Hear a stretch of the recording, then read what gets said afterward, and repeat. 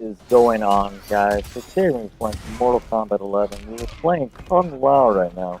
And as you can see, we got the new skins. It was available in the Challenge Tower, Towers of Time. I immediately went on that. And in my first try at Noob Saibot, literally ended that with a flawless victory. I defeated Jade, Kung Lao, and Katana. With one life, just flawless victory. I was pretty damn determined to get these skins, so yes, I'm showing these skins off. Today, though, we're showing Kung Lao off. Playing against Gearus right now. We're doing his tower, so stay tuned to the end if you want to see how his story ends, if you haven't already. It is actually pretty interesting. I actually like it a lot, his ending in the tower. Man, we get... As you can see, Kung Lao is just super fun to play in this game, in my opinion. He's fun to play. Like, this is one of the best versions of Kung Lao ever, in my opinion. We got a command grab, and with a flawless victory, we defeat Gearus. Which, Gearus is another character that's good in this game. I mean, I'm not very good with Gearus particularly. As a character, I'm not very good with. I'm getting better with him, but I'm not, like, super good with Gearus yet. Well, we'll get there, though. You know, that one thing about that fatality reminds me, it's kind of funny, he just kind of picks him up and just starts spinning him around, starts manhandling your character, and throws you and splits you straight down the middle. That's the best fatality for Kung Lao, in my opinion. Obviously, there's only two of them to choose from, but that's his best fatality. He's one of the best fatalities in the game. The best one, obviously, being Jax's baseball fatality, where he knocks your head up in the air, rips your arm off, and fucking crushes it with a home run. Fighting another Kung Lao here. This is an interesting matchup, because with your it depends on the variations you're using here, because with the abilities can actually change Kung Lao pretty much. Can change Kung Lao a lot here. So you're trying to get that extra uppercut there, did not quite land it. One of the abilities we do have is the ability to teleport in midair. That seems like a must-have on Kung Lao, in my opinion. That teleport is extremely useful to have in midair. It is like this seems a tool that should be in his kit by default, but the fact that it's ability means you need that ability, in my opinion. Depending on how you're going to play Kung Lao, though.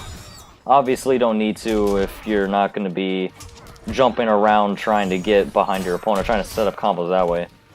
If you're going to use his ability where he has his hat float around him, then you're not really going to need abilities like that, because it takes up 2 slots anyway, out of your 3, so... Another flawless victory at the end there, against this Kung Lao. We do the other fatality this time. Oh, let me know, guys, which one do you think is better? I don't think this one's bad, but I like his second one a lot more. The one where he just picks you up and starts spinning you around. You can see that one's kind of iffy to me. There's some ones in this game that are kind of ridiculous to me. This one's kind of ridiculous. It wasn't even bad, it like splits you down the middle or anything, but it's his, at the end where he chops your head in half. But he cuts your head. And do that, but that's kind of iffy to me. Either way, we all know that none of these fatalities in this game are as good as they were in 9. Obviously, some characters can have good fatalities in 9, but I'm just saying, MK9, Kung Lao's fatality, when he throws on the ground, grabs both your legs, and drags you into the hat, MK9 has the best fatalities, in my opinion, of all the games. That's like the best Mortal Kombat game for fatalities and X-rays. Was the first game to have X-rays. Because obviously it's not the first game to have fatalities. I mean, every Mortal Kombat game had fatalities, but those were the best ones. In my opinion, though, if you like Mortal Kombat X or any other Mortal Kombat games, fatalities, maybe even some of the 3D era games or even the original ones, it's all down to personal preference. I feel like this game's, you know, they try to outdo themselves every time. I think in the process of outdoing themselves, I mean, fatalities in Mortal Kombat aren't realistic, obviously, but they got a lot less. Like, I just feel like something like the fatal blows are actually way better than the fatalities in this game. I don't know, it's just personal. Personally, I think the fatalities are pretty cartoony for most of them. But yeah, as I said, just my personal opinion. I like there how we threw the hat down as Kung Lao, and in Johnny Cage, it was like right in front of him, actually. That's obviously not how the animation's meant to work, but it's interesting how that landed like that. With that Z hat, I love that ability, the Z hat. Oh shit, we armored that teleport, didn't do anything because he didn't get up. That back B has an awesome animation, by the way. When Kung Lao throws the hat and it just spins around his body and hits you in the foot, that's like actually the best animated just back kick in the entire game. It's awesome. It's not really a kick though, I mean he hits you with the hat, it's not kick. There we just kind of punched Johnny Cage in the face, don't even need a fatality. Don't even need it. His cape down there in the back, his cape just floofing up like that. That's kind of weird in slow motion to watch that. Oh, we're slowly but surely we're making our way up this tower. We still got a while to go, but we are making our way up this tower. Cause I mean, there's like, I think there's 8, and then you have Chronica. So yeah, something like that. It's a lot. No, obviously it's just a normal story tower, but I think this is like the medium one, so it's only like 8 plus Chronica long, so it's just like 8 or 9 battles. Love that teleport spinner. That's a way you can set up most. Like, say you mess something up, or your opponent's far away from you and you need to hit him with a wake up, you can actually teleport to hit him with the spin, because the like death roll there, exactly, they're gonna go down for a block most of the time, and you can land that hit. That's actually a very safe way of doing that. Here we actually end up saving this by just, yeah, doing this. Landing our fatal blow. We do get, that's like the first time, you know, first round normally is when you don't want to use your fatal blow, but I'd rather win this round and exchange that for a fatal blow, because I'm playing Kung Lao. Some characters, though, you'd rather lose, but obviously, if you can kill your opponent or you can win, do it.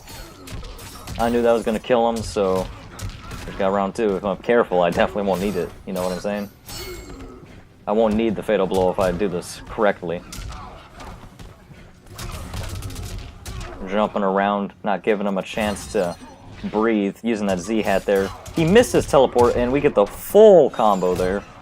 Ah, fuck. Hit us with his back Y, though. But we still hit him with our leg sweep there. Yeah, the interesting matchups here with Noob Saibot. Noob Saibot's character I'm having a lot of fun playing. I have 200 games plus with him right now. So yeah, playing a lot of Noob Saibot. I have 2 variations, Onaga's Champion and Peacekeeper. Those are 2 variations use the most. They use the same abilities, like the core abilities you need, the essentials. The essential abilities to play Noob Saibot, so I got on there. And yeah, he's a hell of a lot of fun. He's not even the best character in the game, but god damn it do I love playing him. So yeah, having a lot of fun playing Noob, playing a lot of Aaron Black, playing some Scorpion, playing some Kung Lao now, played a lot of Liu Kang too. So yeah, playing a lot of Noob Saibot though. He's the character that makes up the primary amount. He's like 60 or to 80% of my games, honestly. I'm playing Noob Saibot. Ooh, man. Trying to outpoke her there with her, like, I can't even remember the name of the actual ability, but it's his down B in the air, which is his kick. Trying to outpoke her with her moonbeam staff there, trying to make sure we can hit her safely, because walking straight up in front of her, she might just do her overhead or something like that, and catch us slipping, trying to just walk towards her normally. But if we can keep the pressure on against Jade, we're pretty much good, pretty much set. Got that little punch there, a little bit of damage. It's better to get the little bit of damage like that, I mean, than to just not hit her at all, so if you can do it, definitely. Don't understand why you wouldn't do that. Oh man, that uppercut was perfectly set up. Get her in that corner. Nice.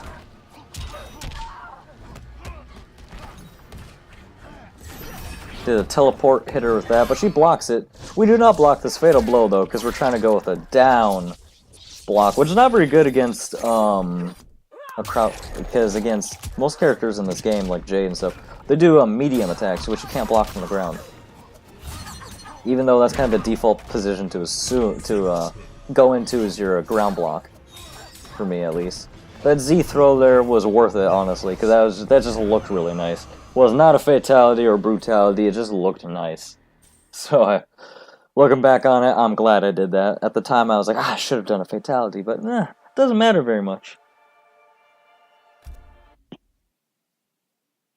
Right, moving on to the next character.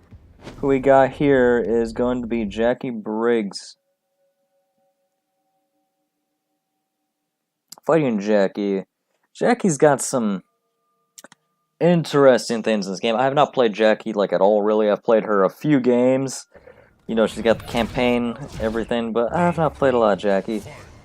So I can't tell you if she's good or not, honestly. I have not fought any good Jackie players. I have not fought, like, and I have not played Jackie, so I can't tell you if she's good or not. I haven't found anything really insane about her, so there's definitely something you can do to make her work. Every character has something in this game, but I don't know what that'd be. I don't play her.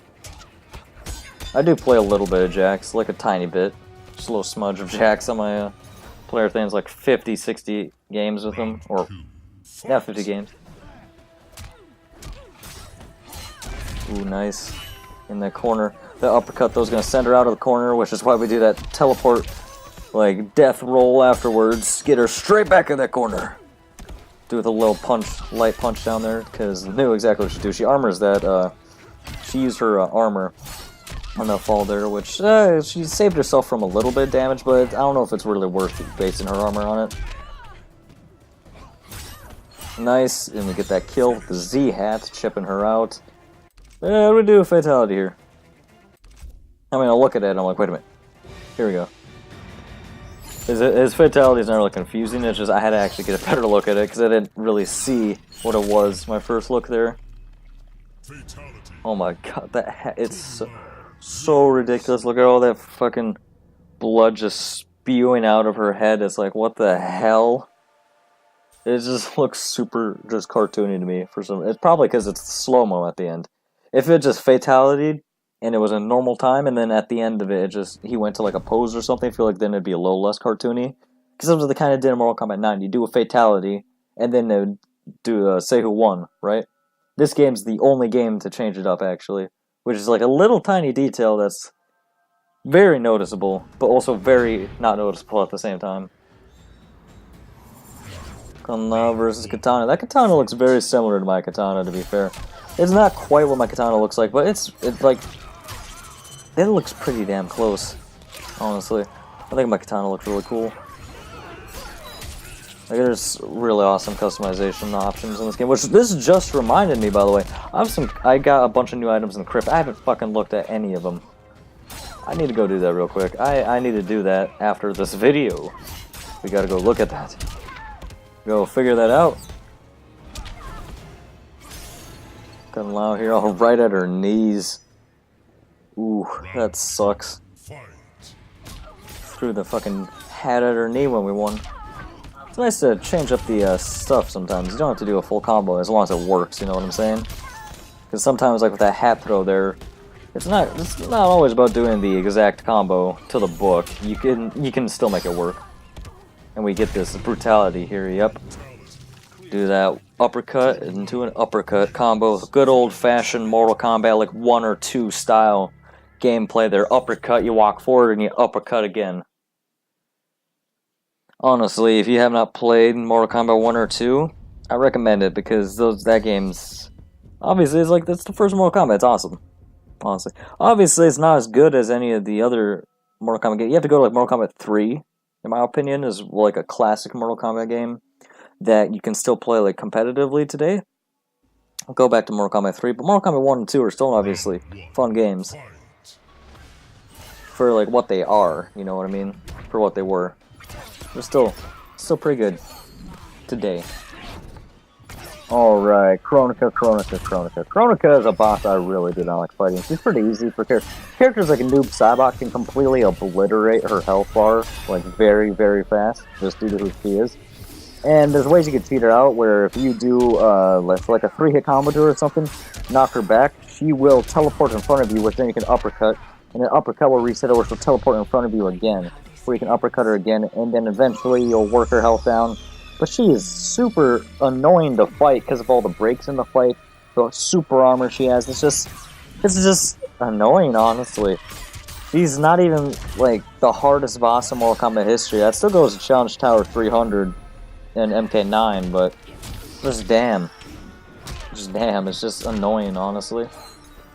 Can't be the only person out there that doesn't really like fighting Kronika. Her boss fight's kinda tedious. She's a Titan, they'll keep her time. For those of you who don't know anything about Greek mythology or anything like that, the Titans were the gods, the original gods. They're a god, because it's an interesting concept that applies to Mortal Kombat and all these other realms that use, game franchises it uses too.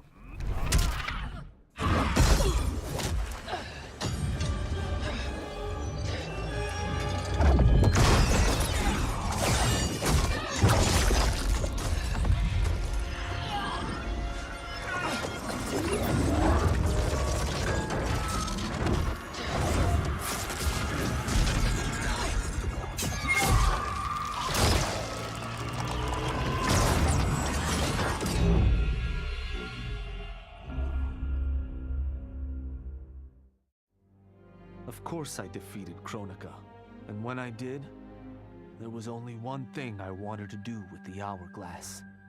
Undo the defeat of my ancestor, the great Kung Lao. In my timeline, the great Kung Lao is the undisputed Mortal Kombat champion. Earthrealm never loses another tournament. For generations, his example inspires millions to join the White Lotus Society and defend Earthrealm. They in turn inspire rebels to overthrow Shao Kahn in Outworld. The realms make peace. Until, inevitably, a more powerful enemy comes along and finds Earthrealm backed by Kung Lao, immortal lord of time and warrior supreme. Beat that, Liu Kang. Yeah, as I was saying, in Mortal Kombat and Greek mythology, all these other universes that use those gods. Concept of Titans. Titans were the original gods, and the gods are the children of the Titans. So the Titans are still gods, they're just the older and previous generation of gods. So it's not that Titans aren't gods. All Titans are gods, but not all gods are Titans, basically, is how that works. And that theoretically means that there were an infinite number of gods before the Titans and will happen after the gods of like Greek mythology, Zeus, Hades, all of them, Kronos, Poseidon, all of them. That there will be infinite generations of gods after him, and there was infinite generation of gods before him. That's an interesting concept to me. So Kronika, Keeper of Time, is the Titan.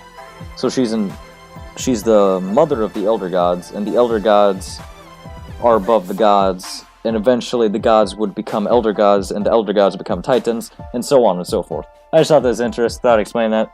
Either way, I hope you guys enjoyed this video. If you did, please remember to leave a like and subscribe if you're new and you want to see more Kombat content, or Mortal Kombat 11 content. Let me know in the comments down below. See you later in the future. Peace!